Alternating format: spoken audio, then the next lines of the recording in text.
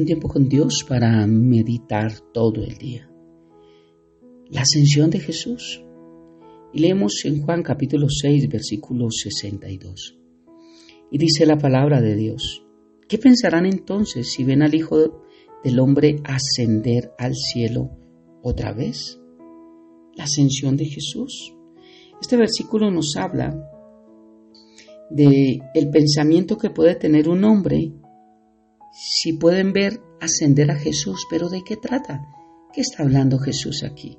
Cuando leemos los versículos anteriores, el contexto de lo que estamos hablando, porque un versículo no se puede entender solamente por un versículo, necesitamos leer todo el contexto, viene hablando de cómo muchos discípulos abandonan a Jesús. ¿Por qué lo abandonan? Por Jesús predicar la verdad, y esta verdad ofende a muchos, y dicen: dura cosa es esta oír tu palabra. Y el Señor mismo les dice luego: ¿esto les ofende? Y les dice: si esto les ofende, lo que les acababa de decir anteriormente, de que Jesús era el Hijo de Dios, de que Él era Dios y de que Él había descendido del cielo como el maná, como el pan del cielo. Esto estaba hablando de la encarnación de Jesús, la forma en que Él vino del cielo, bajó del cielo. Filipenses 2, se despojó de su deidad y se hizo hombre. Esto habla de la encarnación de Jesús, lo cual ya hablamos en otros devocionales. Les estaba diciendo: si esto es duro para ustedes entender, que yo soy Dios, que me despojé de mi deidad, que tomé forma de siervo semejante a los hombres para morir en una cruz y cumplir con la ley, para aplacar la ira de Dios por el pecado y poder dar salvación a muchos a través de la muerte, de mi muerte en la cruz, y que mi sangre pueda comprar la justificación de muchos ante mi Padre. Si ustedes no entienden esto, mucho menos van a entender mi ascensión. ¿Cómo voy a subir ahora? Así como descendí y encarné como hombre, ahora subo al cielo y me siento en el trono de autoridad. Si esto los ofende, que yo descendí del cielo como el maná, como el pan que sus padres comieron en el desierto, ahora, ¿qué van a pensar si les digo que voy a ascender al cielo otra vez? ¿Ves? Este es el contexto de Juan 6:62. ¿Qué pensarán entonces ahora que les voy a decir que voy a tener que morir, pero voy a resucitar y voy a ser ascendido a la diestra de mi Padre? El Señor continúa su razonamiento y le dice que si su muerte les escandalizaba, ¿qué van a pensar de su ascensión? Lo cual tiene que ver con su resurrección. Con esto les estaba indicando a todos los oyentes cuál sería el siguiente paso que vendría después de su muerte, y que no sería otro que su resurrección, que regresaría al cielo con el Padre. Mira este cuadro hermoso y es como si fuese para mí un dibujo completo de la obra de Cristo. En estos pocos versículos, Jesús les está explicando cómo descendió del cielo y cómo va a ascender al mismo nuevamente. La cruz habla de la resurrección, habla de la ascensión al cielo. No solo su muerte, sino también su glorificación. Porque para que la vida pudiera ser impartida al mundo, se requería de la obra completa de Cristo. Mira cuántos mediadores hay en el mundo, cuántos rezan y oran a diferentes personas para que les ayuden, para que intervengan, para que les den vida eterna. Y mira cómo nadie cumple este cuadro o este dibujo que yo digo. Cómo todos nacieron igual que Jesús. Cómo todos murieron también igual que Jesús. Pero como solamente Cristo resucitó y puede resucitar y dar vida. Por eso es que yo creo solamente en Jesús. Si alguien viene a hablarme de otro mediador, primero quiero que me demuestre que ha resucitado y que está sentado a la diestra de Dios Padre. De lo contrario, no voy a creer.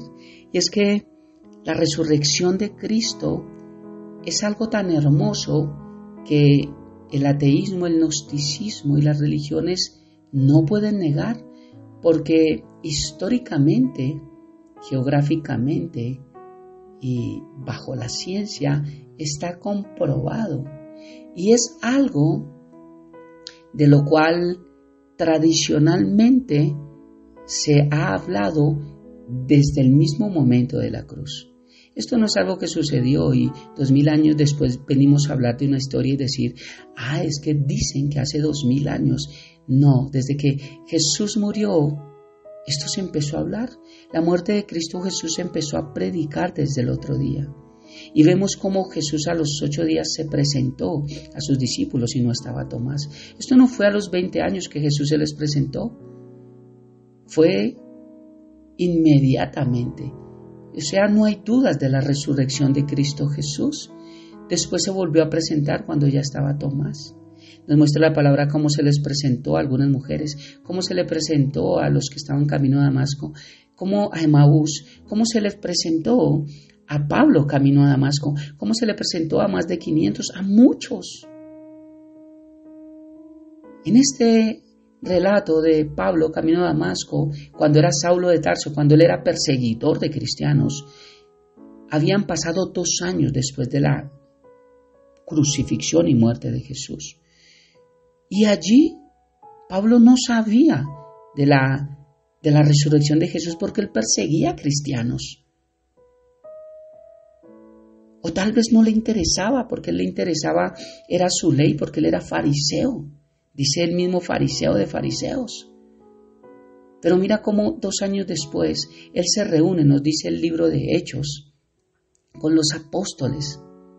Y él empieza a recibir información verídica, ocular, de los que estuvieron con Jesús. Y esto es lo que él predica, y esto es lo que él plasma a las iglesias, y es lo que hoy conocemos como el Nuevo Testamento. La muerte de Cristo Jesús, la crucifixión y la resurrección es algo verídico y comprobable. Y algunos dicen, bueno, pero la Biblia es manipulada y la Biblia, muéstreme aparte. Mira, desde el primer siglo, testigos oculares, aun cuando los apóstoles no habían muerto, también hay escritos de ellos que hablan de la muerte, resurrección también de Jesús.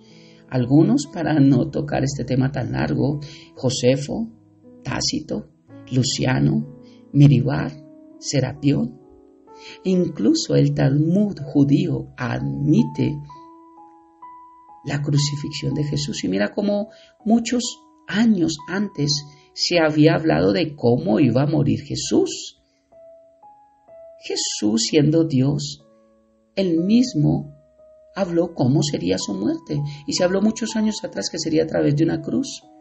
Viene el tiempo en que era la muerte más terrible, la crucifixión para los criminales más grandes, donde eran humillados y expuestos públicamente. Y esa forma es en la que Cristo Jesús vino a morir. Él entregó su vida por nosotros. Lo más importante es todo en Jesús, pero déjame decir mi punto de vista, fue la resurrección. Alguien diría, bueno, este pastor es un necio, ¿cómo va a creer que lo que él hizo, predicó y murió y sufrió no es importante? No estoy diciendo esto. Estoy diciendo es que cualquiera pudo haber hecho el papel de Jesús y venir y sufrir y morir y ya, y decir yo soy un mediador y tenemos que creer en él. Pero ninguno podría haber resucitado de los muertos, porque ninguno tiene ese poder, ninguno. Por eso para mí la resurrección de Jesús es tan importante y la ascensión, él no podía subir nuevamente al cielo si no hubiese resucitado. Por eso Jesús les está diciendo acá, entonces ahora ¿qué van a pensar? Si se escandalizan porque les digo que encarné como hombre y que vine a traer salvación, ¿cómo más no se van a escandalizar y ofender ahora que les estoy diciendo y cuando vean que voy a ascender al cielo? Y en Hechos capítulo 1 nos muestra la ascensión de Jesús, que la veremos confiando en Dios, en otro tiempo con Dios. Pero mira cómo la cruz no se ajustaba a las expectativas de los judíos, porque ellos tenían una expectativa en cuanto a su Mesías diferente. Su retorno al cielo aún les desagradaba más. Esto les causaba más molestia y los ofendía más. No olvidemos que ellos esperaban un Mesías que estableciera de manera inmediata su reino en Jerusalén y que les libraría del dominio romano. Así que ni la muerte ni tampoco la ascensión encajaban con los judíos. Esto no les cuadraba. Por lo tanto, aunque ellos habían pensado por algún tiempo que Jesús era el Mesías que esperaban, cuando entendieron que su programa, el que les mostraba, el dibujo que yo estoy hablando, que hay en mi mente, incluía su muerte y ascensión al cielo, lo rechazaron y ya no andaban con él. ¿No pasa lo mismo hoy en día? Que muchos buscan a Dios en diferentes iglesias. Conozco de personas que han pasado por muchas religiones, mormonismo, adventismo, testigos de Jehová, catolicismo, protestantismo, pasan por cantidad de cosas a ver a qué le pegan, a ver qué los hace sentir bien, a ver en qué lugar le dicen lo que ellos quieren oír. Rechazan la verdad porque no les gusta, porque les confronta, porque les ofende, porque no los anima, porque no les hace sentir adentro muy bien. Igual hoy en día, muchos tienen una expectativa de Jesús, de Dios, del cielo, de la vida eterna. Pero cuando les cuentan algo que no cumple sus expectativas, rechazan y dicen, yo allí no vuelvo. Porque muchas personas van un día a la iglesia y nunca vuelven, o tal vez van un mes, o tal vez un año y no vuelven, porque encuentran que sus expectativas no eran las que ellos buscaban. Igual que en el tiempo de Jesús. Miremos que además los líderes judíos tampoco estaban dispuestos a aceptar la naturaleza divina de Jesús. Ellos no aceptaban que Jesús era Dios. Algunos, y como los testigos de Jehová y entre otros, dicen que Jesús no es Dios. Pero Jesús siempre estuvo diciendo yo soy Dios. El que me ha visto a mí ha visto al Padre. El Padre y yo uno somos. ¿Cómo pueden decir que Jesús no dijo que era Dios? Jesús no dejaba de hacer referencia al hecho de que Él era Dios, que Él había descendido del cielo, que Él era el maná y que se disponía a regresar allí junto al Padre. Estas declaraciones de ellos entendían como una afirmación de su deidad y no les gustaba.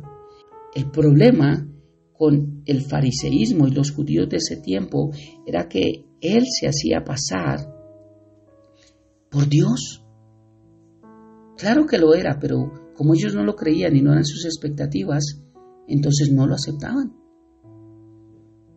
Cuando consideramos esto, tenemos que ver que los tiempos no han cambiado en absoluto. Tanto la necesidad de Cristo Jesús como único medio para ser salvos por el pecado, así como de afirmar que es Hijo de Dios, sigue creando el mismo malestar ahora que entonces. Porque recordemos que la verdad ofende a muchos, pero la ascensión de Jesús y creer que Él es Hijo de Dios ofende a otros. Oremos. Padre eterno de gloria, muchas gracias. Muchas gracias por este mensaje tan hermoso, por mostrarnos cómo tu resurrección y tu ascensión realmente cambió el mundo, cambió la historia en dos. Vemos cómo hay muchos escritos adicionales a la Biblia que realmente concuerdan con tu resurrección y vemos cómo Pablo y aún Pedro y los apóstoles, después de ver tu resurrección, ellos no les importó morir de la forma que fueran, pero predicaron el evangelio, lo que no hicieron antes cuando te vieron en la cruz.